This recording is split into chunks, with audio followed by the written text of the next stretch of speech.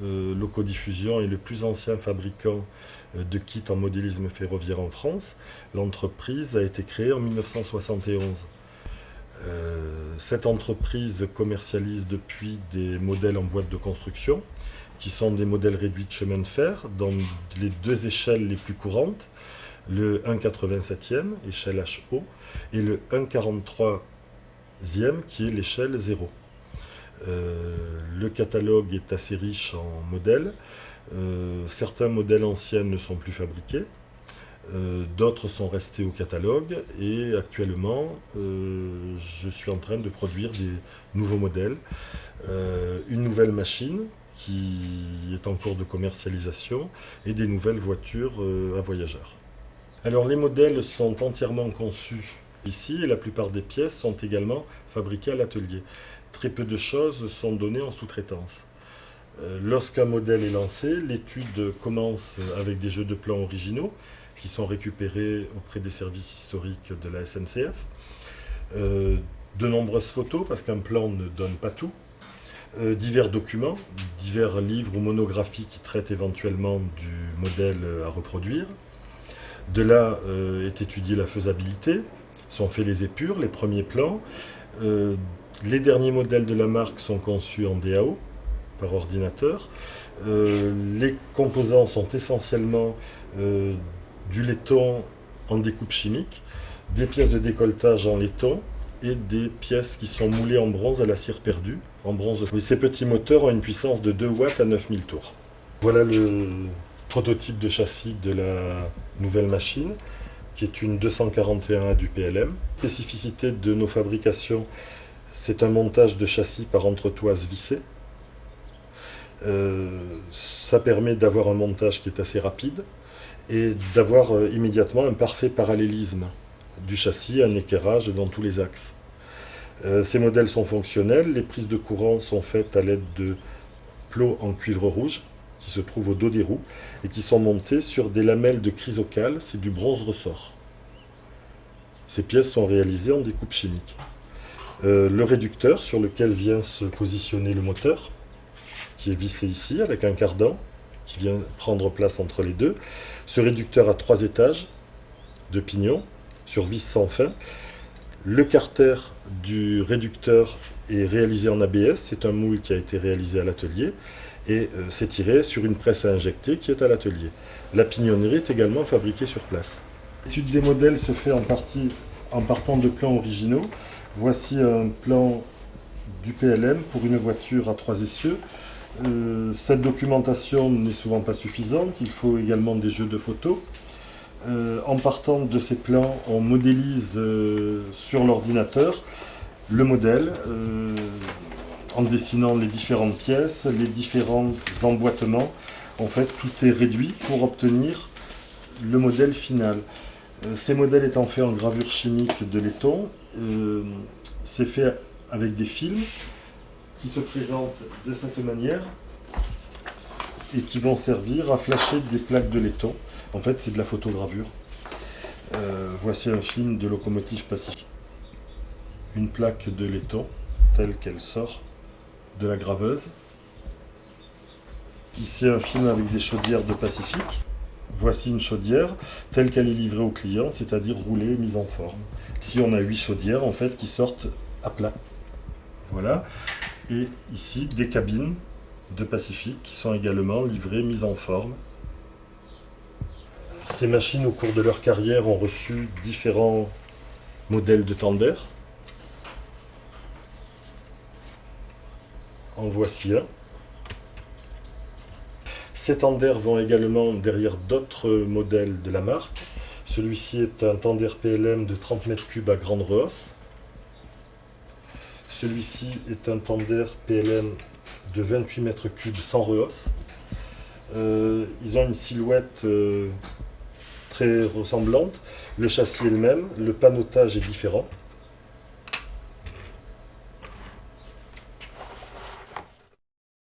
Ici, en cours de construction, un tender PLM de 30 m3 sans rehausse.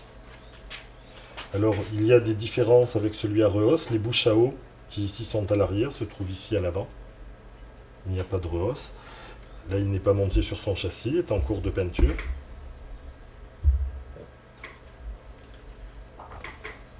Le châssis se présente comme ceci, une fois qu'il est construit.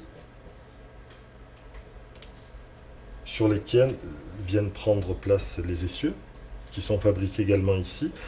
Le voile de roue est en zamac injecté, le bandage est en laiton, qui est nickelé. Et les axes là sont en acier bruni. Parmi les modèles de la marque, celui-ci qui est au catalogue depuis de nombreuses années. Ici c'est une machine que j'ai remis en production. C'est une comme celle-ci que vous avez vue au montage.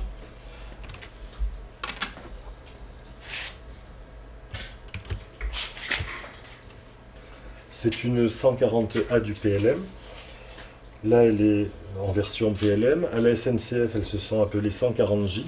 Et ce sont des machines qui étaient très nombreuses sur les lignes des Cévennes. Ça se trouvait au dépôt d'Alès. Il y en avait au dépôt de Nîmes. Et puis après, plus haut dans le Massif central. Voici, parmi les modèles que nous faisons, il y a également des voitures de voyageurs. Ça, ce sont des voitures de banlieue du PLM.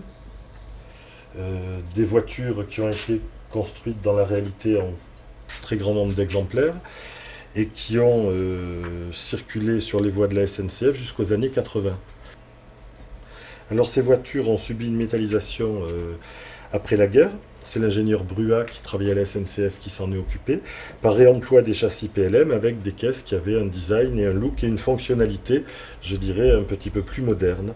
Le modèle du PLM et le modèle après métallisation Bruat, avec des portes, je dirais, un petit peu plus larges, de manière à ce que le flux de voyageurs s'évacue plus rapidement au moment des arrêts. Le PLM à la fin du 19e siècle, début 20e, fabriquait beaucoup de matériel sur des châssis à 3 essieux qui apportaient aux voyageurs plus de confort qu'un châssis à 2 essieux. Il y avait un meilleur amortissement. Et à cette époque, on en était aux premières voitures à bogies. Ces voitures, dans la réalité, ont évolué pour donner des modèles beaucoup plus longs qui étaient montés sur des bogies, mais qui reprennent le diagramme en fait de compartiments de ces voitures. Ici, on trouve une C10 qui est une 3e classe à 10 compartiments. Ici, c'est également une 3e classe. Je vais la mettre là, elle est côté couloir, côté compartiment. Les deux côtés, en fait, sont dissymétriques. Pareil pour celle-là. Et ces voitures, sur le châssis à 3 essieux, il y a 7 compartiments. Sur la voiture à bogie, il y en a 10. La taille des compartiments est la même. C'était standardisé. L'intérieur d'une voiture. Là, les sièges ne sont pas encore posés, ceci s'emboîte. Voici le même modèle, ici qui est monté, terminé avec la peinture et la décoration.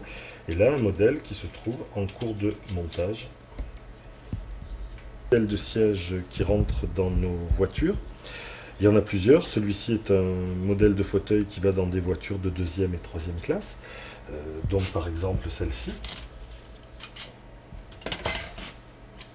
Ces sièges sont réalisés en ABS injecté, une matière plastique. Alors ces voitures présentent une particularité, c'est que sur un compartiment sur 2, la cloison s'arrête au droit des sièges.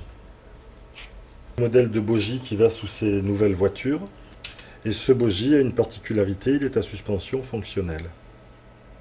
Ces bogies en fait prennent place sous ces voitures. Voici une machine qui est une 241C1 du PLM. Là, j'ai démonté le bogie, donc elle n'est pas complète. Cette machine, enfin ces machines étaient surnommées les cigares à cause de la forme de l'avant, qui a en fait un paraboloïde de Prank, un ingénieur avec un nom difficile à prononcer. Le même modèle en cours de construction. Donc là, on voit les pièces qui sont en bronze à la cire perdue. Les modèles se montent par brasure. Ce modèle présente des analogies avec les 241A, qui sont les modèles en cours de commercialisation.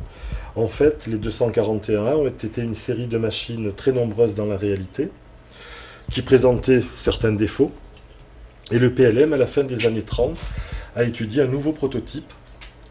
Cette machine a été faite à un seul exemplaire, elle était donc la 241 C1, et qui est une machine qui à l'époque développait 4000 chevaux.